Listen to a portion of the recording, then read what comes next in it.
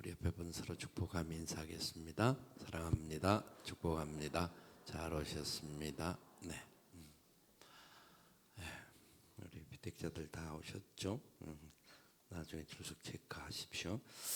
하나님 말씀 두 군데를 읽습니다. 이사야 55장 1절부터 11절까지 말씀, 그리고 나서 디모데 전서를 봅니다. 이사야 55장 1절부터 11절까지입니다. 한 절씩 교독합니다. 오라 너희 모든 목마른 자들아 물로 나오라. 돈 없는 자도 오라. 너희는 와서 사 먹되 돈 없이 값 없이 와서 포도주와 젖을 사라. 너희가 어찌하여 양식이 아닌 것을 위하여 은을 달아주며 배부르게 하지 못할 것을 위하여 수고하느냐. 내게 듣고 들을지어다. 그리하면 너희가 좋은 것을 먹을 것이며 너희 자신들이 기름진 것으로 즐거움을 얻으리라. 너희는 귀를 기울이고 내게로 나와 들으라. 그리하면 너희 영혼이 살리라. 내가 너희를 위하여 영원한 언약을 맺으리니 곧 다윗에게 허락한 확실한 은혜이니라. 보라, 내가 그를 만민에게 증인으로 세웠고 만민의 인도자와 명령자로 삼았나니. 보라, 네가 알지 못하는 나라를 네가 부를 것이며 너를 알지 못하는 나라가 네게로 달려올 것은 여호와 네 하나님 곧 이스라엘의 거룩하신 이로 말미암음이니라. 이는 그가 너를 영화롭게 하였느니라. 너희는 여호와를 만날 만한 때에 찾으라. 가까이 계실 때에 그를 부르라. 악인은 그의 길을, 불의한 자는 그의 생각을 버리고 여호와께로 돌아오라. 그리하면 그가 긍휼히 여기시리라. 우리 하나님께로 돌아오라. 그가 너그럽게 용서하시리라. 이는 내 생각이 너희의 생각과 다르며 내 길은 너희의 길과 다름이니라. 여호와의 말씀이니라. 이는 하늘이 땅보다 높음같이 내 길은 너희의 길보다 높으며 내 생각은 너희의 생각보다 높음이니라. 이는 비와 눈이 하늘로부터 내려서 그릴로 돌아가지 아니하고 땅을 적셔서 소출이 나게 하며 싹이 나게 하여 파종하는 자에게는 종자를 주며 먹는 자에게는 양식을 줌과 같이 읽습니다. 내 입에서 나가는 말도 이와 같이 헛되이 내게로 되돌아오지 아니하고 나의 기뻐하는 뜻을 이루며 내가 보낸 일에 형통함이니라. 아멘. 디모데전서 1장 12절부터 17절까지 한 번 더 보겠습니다. 디모데전서 1장 12절로 17절까지입니다. 교독합니다. 나를 능하게 하신 그리스도 예수 우리 주께 내가 감사함은 나를 충성되이 여겨 내게 직분을 맡기심이니. 내가 전에는 비방자요 박해자요 폭행자였으나 도리어 긍휼을 입은 것은 내가 믿지 아니할 때에 알지 못하고 행하였습니다. 우리 주의 은혜가 그리스도 예수 안에 있는 믿음과 사랑과 함께 넘치도록 풍성하였도다. 믿보다 모든 사람이 받을 만한 이 말이여 그리스도 예수께서 죄인을 구원하시려고 세상에 임하셨다 하였도다. 죄인 중에 내가 괴수니라. 그러나 내가 긍휼을 입은 까닭은 예수 그리스도께서 내게 먼저 일체 오래 참으심을 보이사 후에 주를 믿어 영생 얻는 자들에게 본이 되게 하려 하심이라. 영원하신 왕 곧 썩지 아니하고 보이지 아니하고 홀로 하나이신 하나님께 존귀와 영광이 영원 무궁하도록 있을지어다. 아멘. 픽택자들 교육을 함께 실시하는 날로서 오늘 금요 기도는 함께 같이 기도하면서 개강하는 날입니다. 제가 지난달에 커피를 저희 양순이가 이제 인도네시아에서 들어올 때 커피를 괜찮은 커피들을 몇 가지를 사왔어요. 사와서 커피를 이제 떼고 먹기 하면서 굉장히 좀 짜증이 난 상황이 있었습니다. 막 짜증을 냈습니다. 왜 이랬을까? 이렇게 만들어놨을까? 하고 그걸 이제 개봉하기 위해서 이걸 뗐는데 또 투명한 게 나오는 거예요. 그래서 왜 이렇지? 해서 처음에는 모르고 제가 오늘 그걸 가지고 나오려고 했는데 깜빡하고 못 들고 왔는데 그래서 안 되어서 이제 제 생각에 그걸 딱 떼면 뭐가 딱 열려야 되는데 그래서 칼로 다시 딱 오렸습니다. 오리고 나니까 이게 왜 그렇지? 다시 그거를 이제 뭐 이렇게 딱 봉함을 잘해야 되는데 방법이 없는 거예요. 그래서 다시 억지로 막 이렇게 저렇게 해갖고 이렇게 집게로 찍어 먹고 이랬는데 며칠이 지나고 이제 그 한 봉지가 끝나고 나서 그 다음 봉지를 개봉을 하는데 위에 글이 있고 밑에도 글이 또 있더라고요. 그래 제가 그걸 딱 떼고 이래 위에 먼저 딱 떼고 나면 비닐 그 흰 봉지 흰 비닐이 그 비닐이 나오는데 그 비닐과 비닐살을 잡고 당기면 열리게 돼 있어요. 근데 그걸 모르고 평상시 생각대로 이렇게 자르면 다시 안에서 이렇게 개봉하고 열고 닫고 하는 게 있단 말이에요. 근데 그걸 모르고 평상시 다른 것과 같은 줄 알고 했는데 내가 생각하는 것과 다른 게 나와가지고 무식하면 용감하다고 인도네시아를 막 욕을 한 거예요. 인도네시아가 이렇게 제가 그러고 난 다음에 알고 난 다음에 회개를 했어요. 인도네시아 사람들은 미안해 죽겠다. 사람을 이렇게 자기 생각에 내가 생각했던 뭐 다른 것들은 위를 잘라서 뭐 열면 다시 이제 이렇게 눈에 볼 수 있는 상황이기 때문에 그걸 아무 어려움이 없었는데 좋은 거를 사왔다고 했는데 뜯었는데 이게 열리지 않고 또 비닐이 또 나오는 거야. 그게 이중을 가지고 아주 잘 만드는 거예요. 뭔 말인지 아마 여러분 잘 모를 텐데 기회가 되면 보여드릴게요.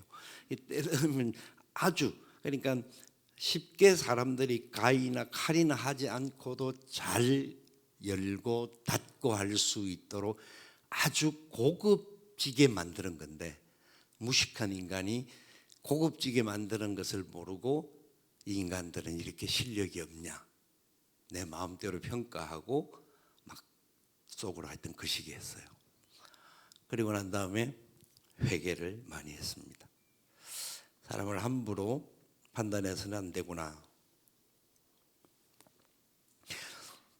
내가 경험한 것과 내가 알고 있는 것과 내가 생각하는 것의 절대 기준이 아니구나. 모든 것이 상황이 다를 수가 있고 형편과 조건이 다를 수가 있고 그래서 이 본래 만드는 사람의 의도가 무엇인지를 정확하게 알지 못하면 물어보든지 거기에 조금만 한 번만 더 이렇게 보았으면 밑에 당겨서 여세요라고 하는 게 있어요. 그건 안 보고 내 생각대로 한번 뜯어가지고 이 분명히 나올 거야 했는데 안 나오니까 엉뚱하게 잘라내고 난 다음에 불평했던 제 모습이 참 부끄럽다고 생각이 들었고 특별히 생전 이걸 만든 사람이 누군지도 잘 모르면서 그 나라 사람 전부를 욕을 했던 이 어리석은 죄를 회개했습니다. 사람의 모습이 저는 그런 부분이 너무나 많은 것 같아요. 우리들에게는 우리는 우리가 생각하는 어떤 진리, 내가 경험한 어떤 사건 이런저런 것들로 인해서 다른 사람들을 이야기할 때 함부로 정죄한다든지 길이를 갖다 대는 그래서 청량해가지고 이게 맞다 틀렸다라고 말할 수 있는데 사람 따라 각양이 가지고 있는 특징과 그 형편과 상황들이 다르고 하나님이 쓰신 바가 다르다라는 것들을 다시 한번 더 생각을 해보게 됩니다. 하나님은 교회 안에 하나님의 질서를 세우기 위하여서 하나님의 일꾼들을 세우십니다. 하나님의 일꾼들을 세우셔서 그들을 통하여 일들을 하게 하시고 또 수고하게 하시고 헌신하게 하십니다. 헌신하는데 이 모든 것에 대하여서 우리가 정확하게 하나님의 뜻을 알지 못하고 어떤 상황에 대하여서 다 이해하지 못한다고 할지라도 분명한 것은 하나님의 뜻과 섭리와 방향이 분명히 있다.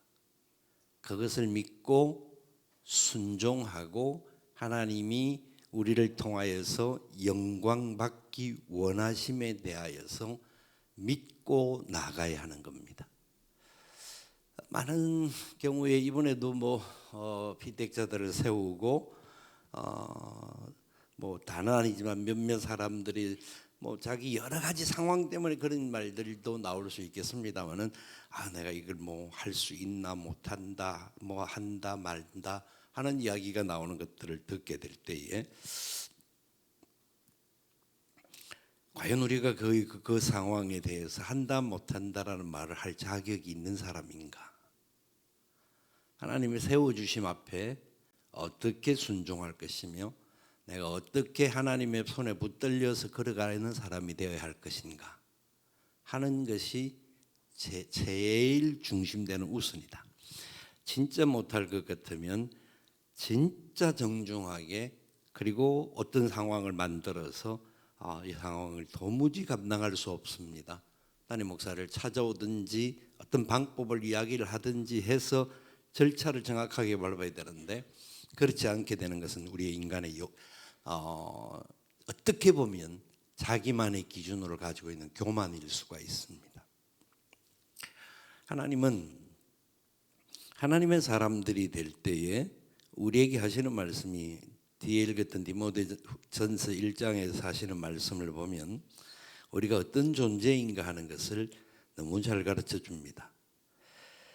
나를 능하게 하신 그리스도 예수 우리 주께 내가 감사함은 하나님이 우리를 능하게 하셨다고 바울은 고백합니다. 자기가 능하게 되고 실력이 있고 모든 것이 있는 것이 아니라 하나님이 그렇게 하셨다. 바울과 같은 실력자도 그런 고백을 하는 겁니다. 그래서 우리 주 예수께 감사하는 바가 있는데 그 감사하는 이유가 뭐냐면 나를 충성되이 여겨 내게 직분을 맡기십니다. 나를 충성되이 여기셨다라는 겁니다.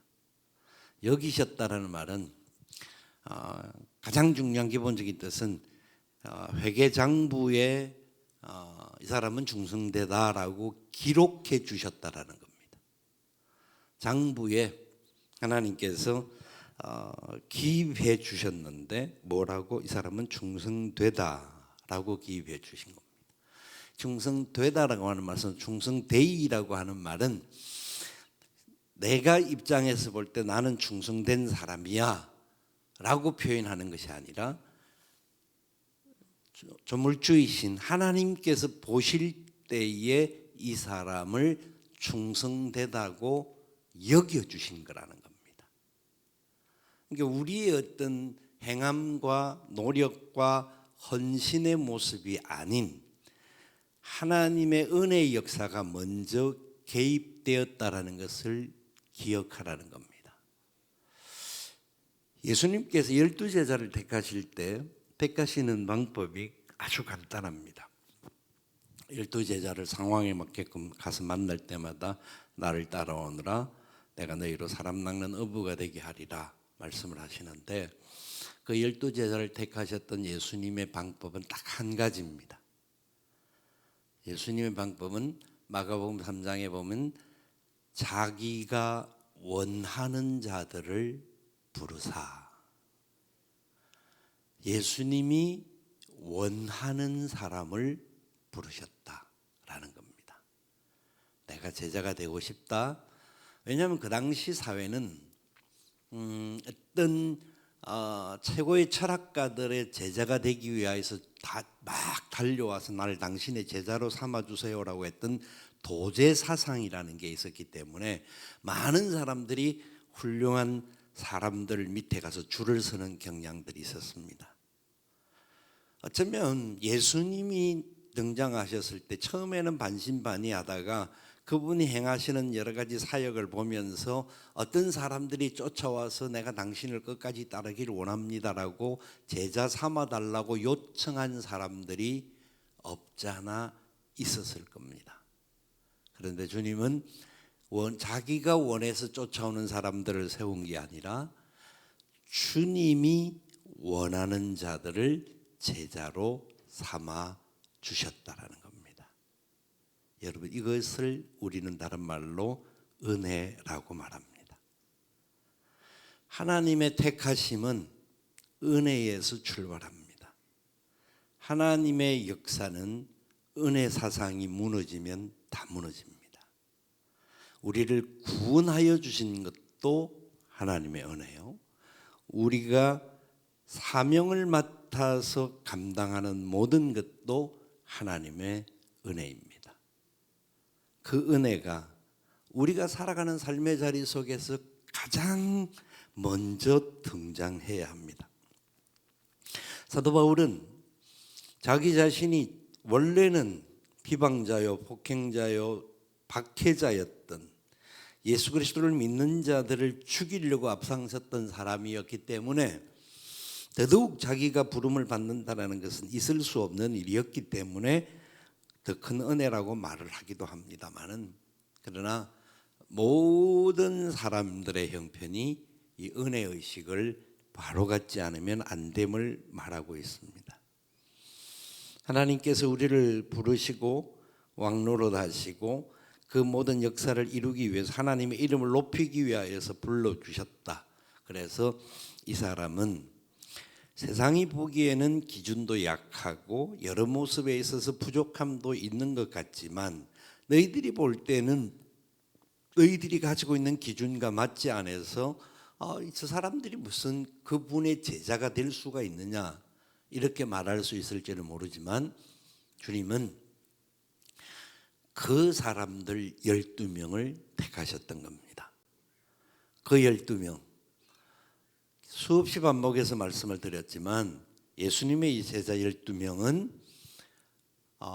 그 당시 사회에서는 중산층이라고도 말하기 어려울 정도로 어떤 사회적인 지위나 경험이나 지식이나 경제적인 수준이 상당히 낮은 사람들이었습니다. 그런데 주님은 그 사람들을 세계를 변화시킬, 이 세상에 하나님의 나라를 확장시킬 주님의 제자로 삼아 주셨습니다. 그 이유는 뭐를 말을 할까요? 하나님께서는 하나님 역사를 이루시는 방법 속에서 실력 좋고 탁월한 사람들을 또 탁월하게 높일 때도 있는데 그건 처음부터 그 사람이 탁월해서 높여지는 것이 아니라 하나님의 은혜 안에 붙들려 살다가 보면 하나님의 능력 때문에 우리가 탁월해지는 역사가 경험할 때가 있습니다. 이때에도 이 모든 것이 은혜임을 깨닫는 사람들이 그 사실을 다시 증명하는 겁니다. 세상의 모든 역사에는 하나님의 원리는 간단합니다. 여러분 성경을 보시면 창세기부터 계시록까지 등장하는 수많은 인물들의 사건을 살펴보면 하나님이 택한 사람들 중에 처음부터 탁월한 사람은 거의 하나도 없었다고 해도 과언이 아닙니다. 구약에서 가장 위대한 이스라엘 사람 중에 한 사람이라고 말할 사람을 뽑는다고 하면 다윗입니다. 다윗은 이스라엘 역사에 없어서는 안 될 이스라엘이라는 나라의 왕조를 이루는 데 있어서 다윗을 보실 때 하나님의 마음에 합한 자라 사도행전에서 다윗을 그렇게 설명을 하고 있는데 다윗이 처음부터 그런 사람이 아니었습니다. 사무엘이 이새의 집에 가서 그 중에 한 명에게 기름 붓기 위하여서 방문을 했습니다. 사무엘의 입장에 있어서도 다윗의 첫째 엘리압이나 둘째, 셋째 다 보기가 좋았습니다. 이 사람들을 세우면 되겠다라고 생각을 했지만 하나님께서는 모두가 아니라고 했습니다. 8명의 아들이었기 때문에 7명의 아들은 선지자가 왔기 때문에 무언가 자기들에게도 있을 것 같아서 그 자리를 참석했는데 다윗은 막내기도 하고 형들에게 감히 어깨를 겨줄 만한 그런 그릇이 못 된다고 생각했기 때문에 다윗은 자기 자리에 있었습니다. 그 자리에 성실하게 그 자리에 있었다라고 표현도 할 수 있습니다만 그것보다는 그건 당연히 있어야 하는 자리입니다. 목동으로서 양을 쳐야 하고 누군가 한 사람이 그걸 지키지 않으면 양들이 뿔뿔이 흩어질 수 있기 때문에 아마 다윗이 자원해서 지켰다라고 표현을 하기는 쉽지 않은 것 같아요. 실제로는 그렇게 쉬운 상황이 아니기 때문에 아마 형들 7명이 다 눈치를 줘가지고 어떻게 생각하면 우리는 굉장히 긍정적으로 다윗 생각하면 다윗은 7명은 다 자기 집에 가서 사무엘을 만나고 막 이렇게 하는데 혼자 책임감을 가지고 지켰다. 이거는 우리가 결과론적으로 이야기할 때 하는 이야기인데 실제 상황은 아마 형들에게 치여가지고 자기가 지키지 않으면 안 되는 상황에 몰렸을지 모릅니다. 왜냐하면 그 형들이 평상시 다윗에 대하여서 굉장히 귀엽고 예쁘고 막 이렇게 우리 막내 동생 참 좋아라고 한 경험이 없는 것을 봅니다. 왜냐하면 다윗이 전쟁터에 그 형들에게 뭔가를 갖다 주기 위해서 전쟁터에 가지 않습니까? 갈 때 그의 큰 형이 다윗을 향하여서 굉장히 야단을 칩니다.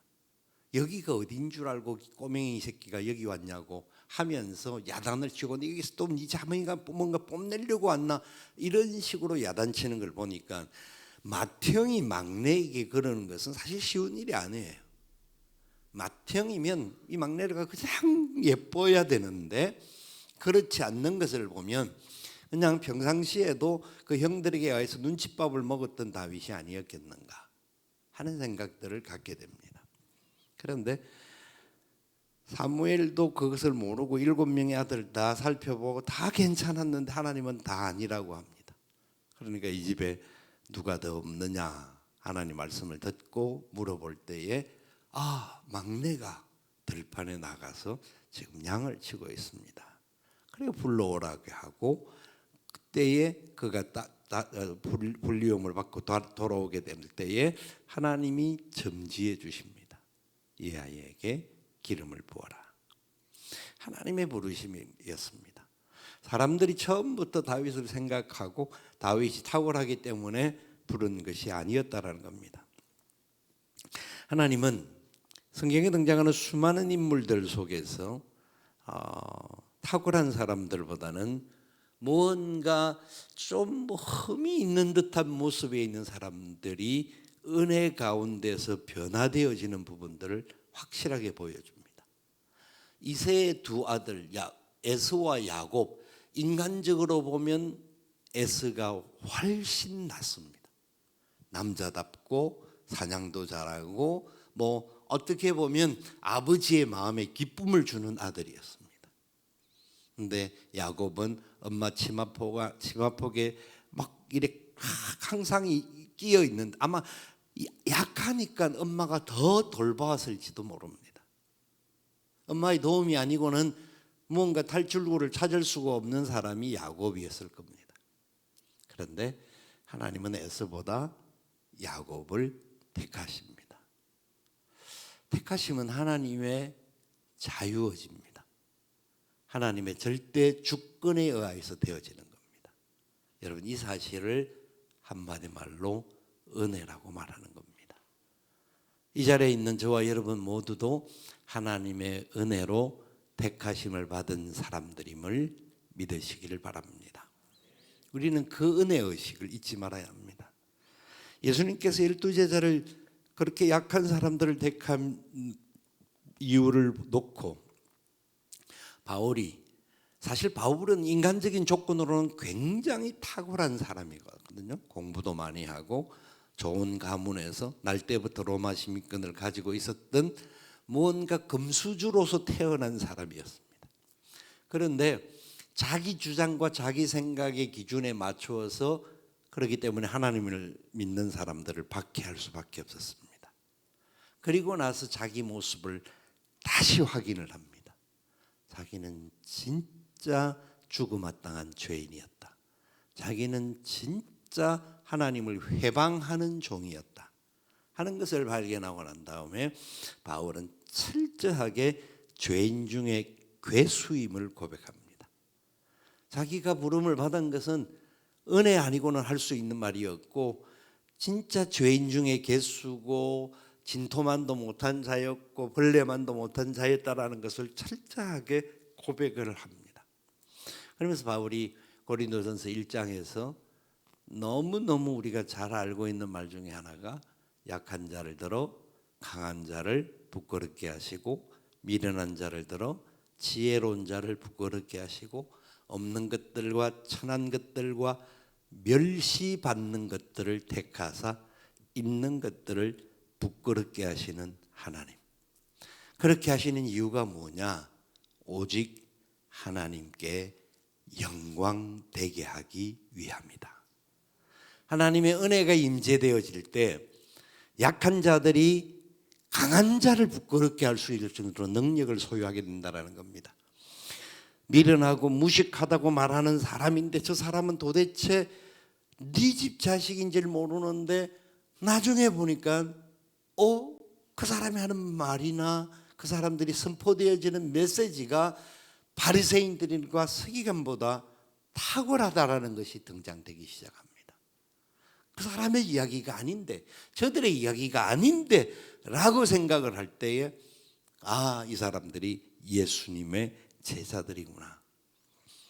가장 미련한 자들이 세상에서 가장 잘났고 많이 배우고 가진 자들을 부끄럽게 하게 하시는 하나님. 그 하나님의 은혜가 임할 때에 그 은혜의 역사 속에서 있는 사람들로 말미암아 하나님께 영광 돌리게 됨을 믿으시기를 바랍니다. 여러분, 우리가 부름을 받고 피택이 되었다라고 하는 것은 또 한 번의 선택을 말하는데 이 또 한 번의 선택을 받는 것은 은혜 중에 은혜입니다. 성경에도 은혜로 시작했다가 은혜로 끝나지 못하고 잘못된 길에서 끝나는 케이스들도 간혹 나옵니다. 그런 사람들이 삶의 자리에 있습니다. 하나님은 한번 택한 사람을 절대로 포기를 하지 않습니다만은 은혜의 역사로 시작했다가 귀하게 쓰임 받다가 나중에 가서 부끄러운 구원이라고 하는 말을 쓰기는 좀 그렇습니다만은 하나님의 구원의 역사는 그 사람을 포기하지 않습니다만은 삶의 자리에서 하나님께 영광 돌리지 못하고 부끄러워지는 모습이 등장하기도 합니다. 그 모든 것은 은혜가 단절될 때 나오는 결과입니다. 이사야 55장은 그래서 철저하게 은혜를 사라고 이야기합니다. 은혜를 사라는 겁니다. 사는데 값 없이 돈 없이 사라는 겁니다. 누구의 이름으로요? 하나님의 이름으로 예수님의 권세로 성령님의 능력에 의하여서 은혜를 사라는 겁니다. 은혜를 가장 소중하게 여겨야 된다는 것을 새삼스레 말씀합니다.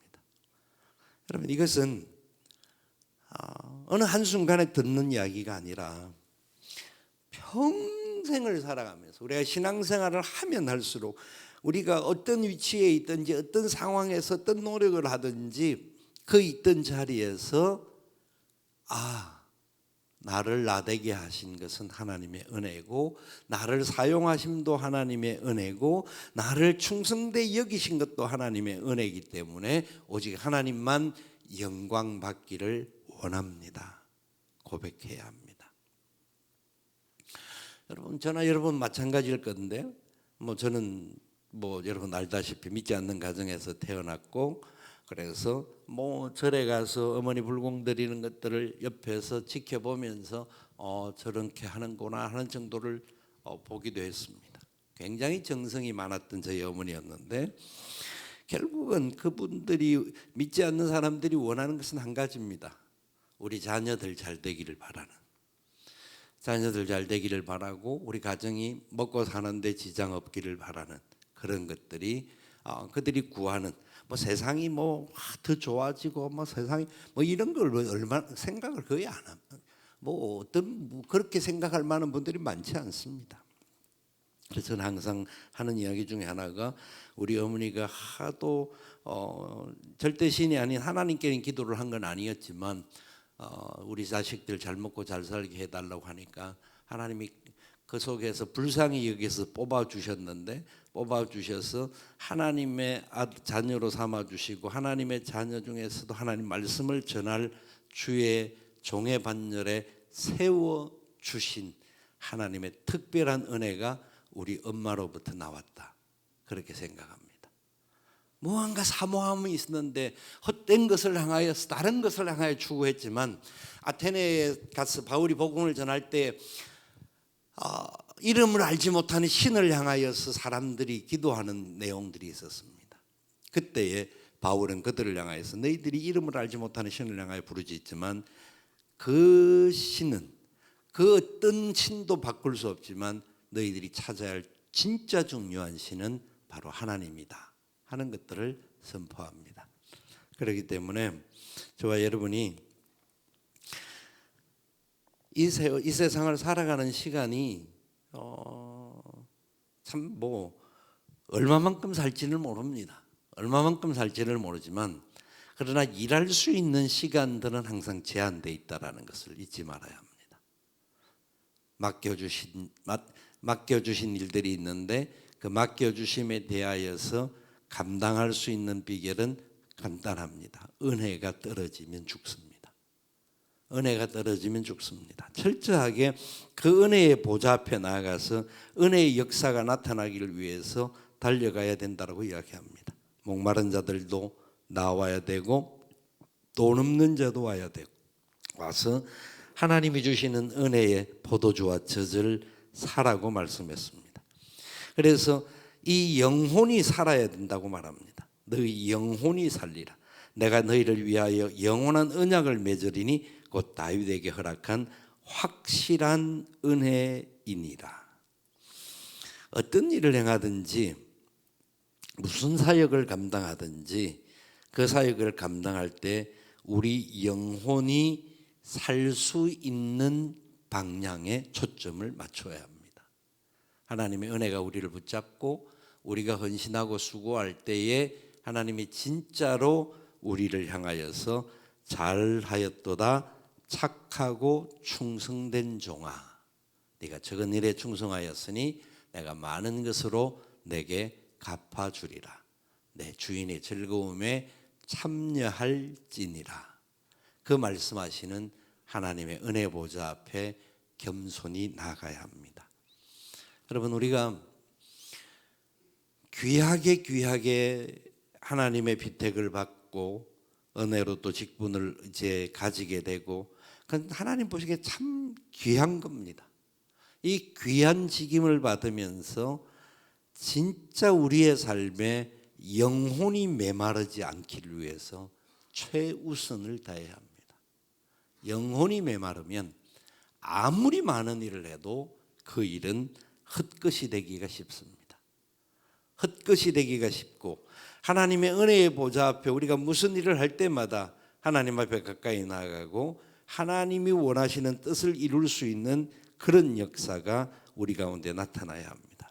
그래서 이사야 55장은 그 은혜의 보좌 앞에 담대히 나와야 할 것을 선언할 뿐만 아니라 6절에 보니까 이렇게 선포합니다. 너희는 여호와를 만날 만한 때에 찾으라. 가까이 계실 때에 그를 부르라. 하나님을 찾아야 된다고 말합니다. 그리고 하나님을 불러야 됨을 말합니다. 만날 만한 때 하나님을 찾아야 하고 하나님이 가까이 계실 때에 그를 불러야 합니다. 이게 하나님이 내 가까이 계신다라는 것을 인식할 수 있는 믿음의 눈이 열려야 합니다. 우리가 어떤 일을 할 때는 막막하고 앞이 보이지 않을 상황들이 오기도 합니다. 어떤 때는 좌절하고 포기하고 싶은 경우가 다가오기도 합니다. 그러나 그때도 바로 하나님은 우리 곁에 계셔서 우리의 신음하는 소리를 들으시는 분이십니다. 그 소리 앞에 우리 하나님을 향하여 부르짖어야 합니다. 그리고 악인은 그의 길을, 불의하는 자는 그의 생각을 버리고 여호와께로 돌아오라고 하십니다. 하나님을 찾으라, 하나님을 부르라, 여호와께로 돌아오라. 그리하면 그가 긍휼히 여기시리라. 우리 하나님께로 돌아오라. 그가 너그럽게 용서하시리라. 그렇습니다. 하나님의 은혜의 역사는 너무나 놀랍고 너무나 귀합니다. 피택을 받아서 훈련을 받는 6개월이라고 하는 기간을 통하여서 일주일에 하는 시간 이상의 훈련을 받는 이 시간들이 힘들 수도 있지만 굉장히 귀중한 시간임을 잊지 마셔야 합니다. 피택 받고 나서 훈련받는 과정에 우리의 영적 수준이 어쩌면 평생 우리의 삶을 더 하나님 앞으로 가까이 가게 할지도 모릅니다. 그렇기 때문에 피택 받기 위하여서, 그리고 그 임직을 받기 위하여서 훈련을 하는 것 같지만 실제 우리 삶이 더욱더 주님을 닮고 주님의 뜻 가운데서 승리하는 시간을 갖기 위하여서 훈련을 받는 겁니다. 그래서 이 훈련이 여러분들에게 축복이 되기를 소원합니다. 훈련을 통하여서 기도를 더 할 수 있기를 바라고, 말씀에 더 가까이 나아갈 수 있기를 바라고, 하나님을 찾고 하나님과 동행하는 삶이 더 많아질 수 있기를 원합니다. 그래야 됩니다. 왜냐하면 8절에 보니까 이는 내 생각이 너희의 생각과 다르며 내 길은 너희의 길과 다름이다. 우리가 찾는 것은 넓은 것을 찾기를 원합니다. 많은 것을 찾기를 원합니다. 하나님은 좁은 것을 찾으라고, 좁은 길로 나오라고 합니다. 오직 하나님의 손에 붙들려야 됨을 말합니다. 우리가 생각하는 생각이 나쁘다, 잘못되었다 아닐지라도 내 생각보다 주님의 생각이 더 먼저 우리를 지배할 수 있도록 붙들림을 받아야 합니다.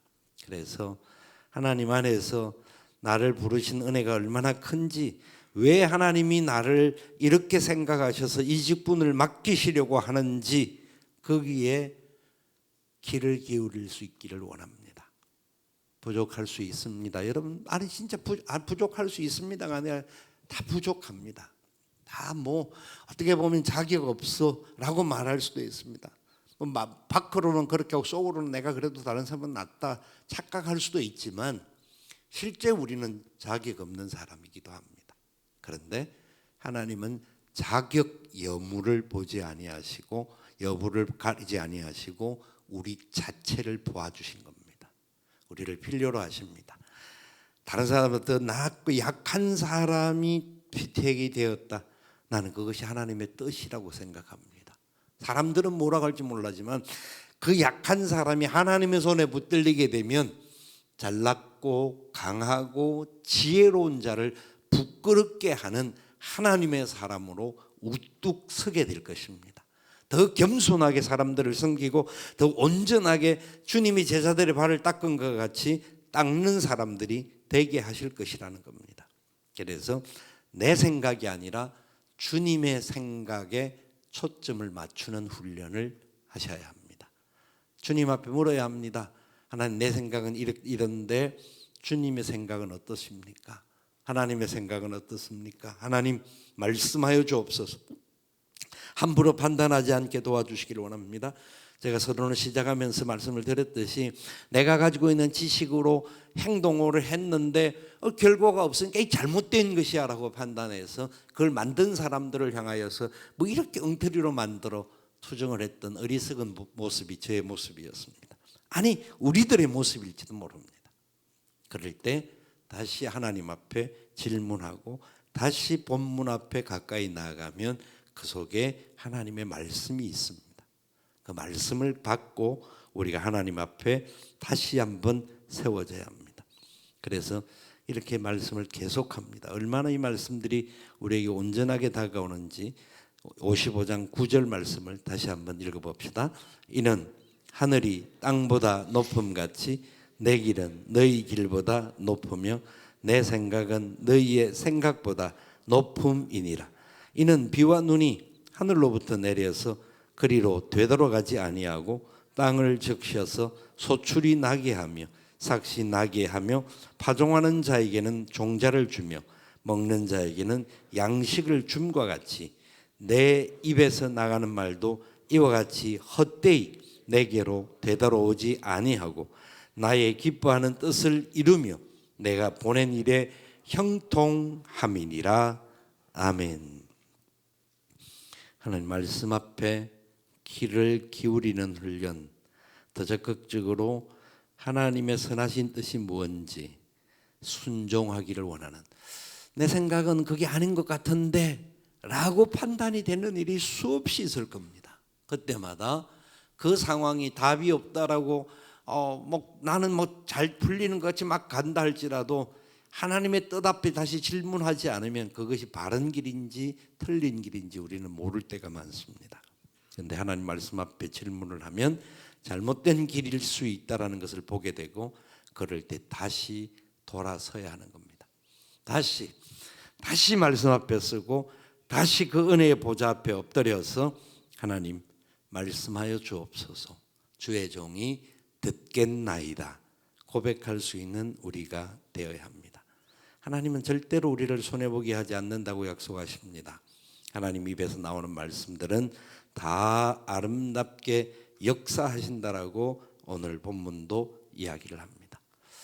자, 이제 비택을 받고 훈련을 받는 분들과 이 자리에 계신 모든 분들이 동일한 심정으로 하나님 앞에 나아가는 길은 한 가지입니다. 은혜 아니면은 우리는 살아갈 수 있는 사람이 못 된다라는 겁니다. 그 은혜를 철저하게 인식하고 우리가 어떤 직분을 맡아서 충성을 하든지 그 충성의 역사 속에 은혜의 열매가 식어지지 않게 하시고 계속하여 그 은혜의 역사 안에 더 소망이 넘치는 그런 삶이 되기를 바라면서 이 훈련의 과정들과 모든 시간 속에 철저하게 하나님과 함께 동행하는 우리 되기를 주님의 이름으로 축원을 드립니다. 함께 찬양합니다. 은혜 아니면 살아갈 길이 없네. 그거 가능하겠죠?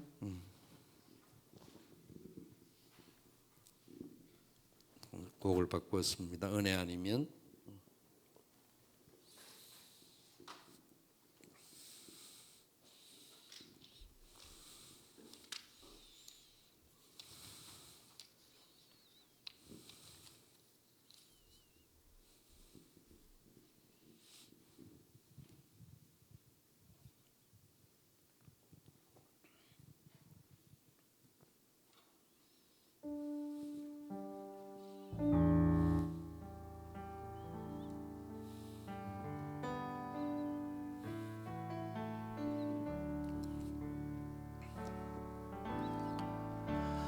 은혜 아니면 살아갈 수가 없네.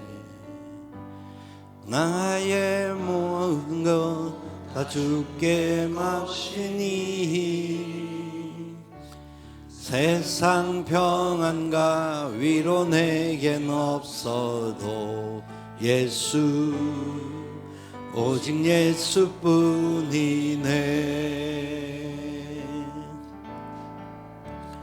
은혜 아니면 살아갈 수가 없네.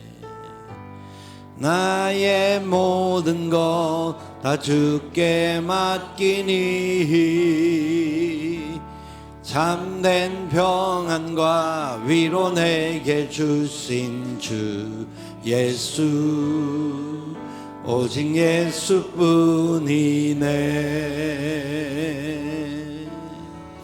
그 신괴회 다 볼 수도 없고 작은 고난에 지쳐도 주께 묶인 나의 모든 삶 버티고 견디게 하시네. 은혜 아니면 살아갈 수가 없네. 너의 모든 것 다 주께 맡기니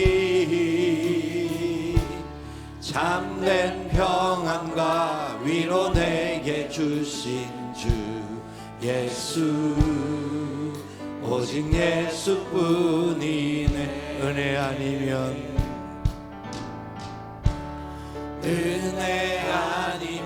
살아갈 수가 없네. 호흡마저도 다 주의 것이니 세상 평안과 위로 내겐 없어도 예수 오직 예수뿐이네. 크신 계획 다 볼 수도 없고 작은 고난에 지쳐도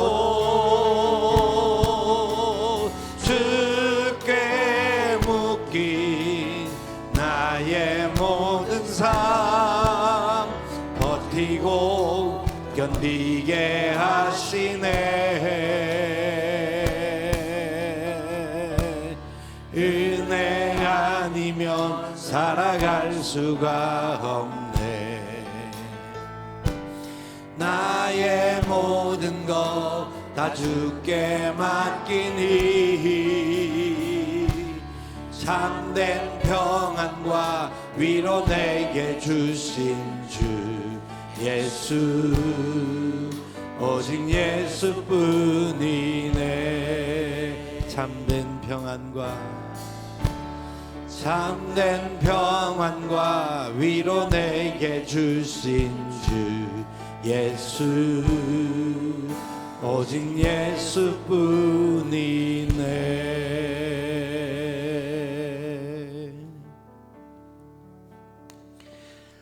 사람이라고 하는 특징은 자기 소견에 옳은 대로 살고 싶어 합니다.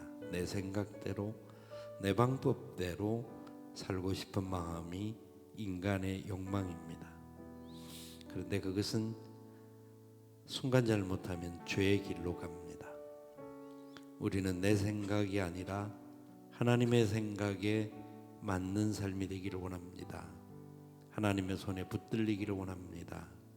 그러기 위해서는 은혜가 필요합니다. 은혜가 아니고는 우리 하나님의 생각에 내가 맞춰야 한다는 것을 깨닫지 못합니다. 철저하게 초심을 잃지 않는 은혜의 사람들이 되어야 합니다. 열심을 가지되 은혜를 받아야 합니다. 철저하게 은혜에 붙들려야 합니다. 뒷심과 끝심을 내더라도 은혜 때문에 이렇게 달려왔습니다. 고백할 수 있는 우리가 되어야 합니다. 청지기들로서 피택자로서 훈련을 받는 모든 과정에도 하나님 처음부터 마지막까지 생명이 마치는 날까지 은혜의 장중에 붙들려 달려가게 도와 주시옵소서. 말씀을 생각하며 기도하기를 원하고요. 다른 분들도 5분의 피택장로, 15분의 피택안 수집사, 30분의 피택권사들, 모든 피택받은 자들이 하나님의 은혜의 장중에 붙들려서 끝까지 온전히 달려가는 충성된 일꾼 되게 하여 주옵소서. 위하여 기도해 주시기를 바랍니다. 우리 다 같이 말씀을 생각하며 은혜의 보좌 앞으로 나가기를 원합니다. 주님을 향하여 나아갑니다.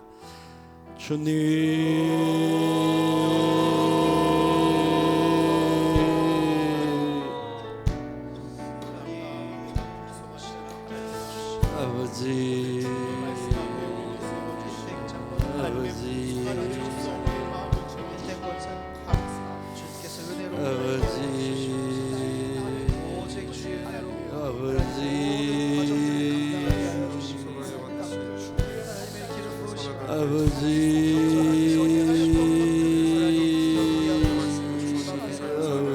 불쌍히 여겨주시옵소서. 권세를 더하여 주시옵소서. 선한 역사 가운데 붙들림을 받게 하여 주시옵소서.